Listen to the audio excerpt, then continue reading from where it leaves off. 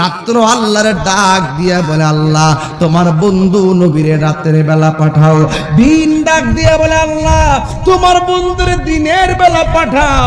না রাত না দিন, আমার আল্লাহ সুবে সাদিকের টাইম যখন হয়ে গেছে, যেই মাত্র সুবে সাদিকের টাইম হয়ে গেছে, মা আমেনা বলে আমি দেখলাম আল্লাহ তিরতহা কাসুরুস শাম, আমি দেখলাম আমার মাস্তিকা নাবি মনের বাম দিক দিয়া তুমি আমি জন্মগ্রহণ করেছি মার লজ্জাস্থান দিয়া।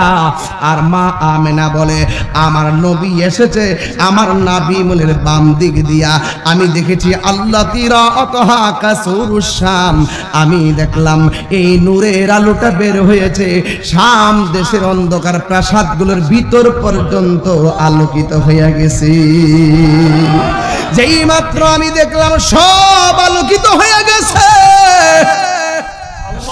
কিছুক্ষণ পরে দেখলাম শ্রেষ্ঠ জাত একটা নূরের পুতুল কপালটা নাকটারে সাজদার মধ্যে ফালায়া কি যেন গুনগুন করে বলতেছে।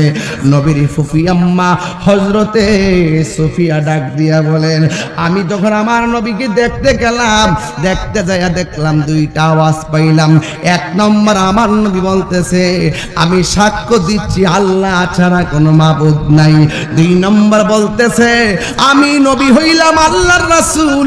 মা আমেনা বলেন কিছুক্ষণ পরে দেখলাম আমার সদ্য জাত সন্তান কপালটারে নাকটারে লাগাইয়া সেজদায় পড়ে পড়ে উম্মতি উম্মতি বলে কাঁদতেছে।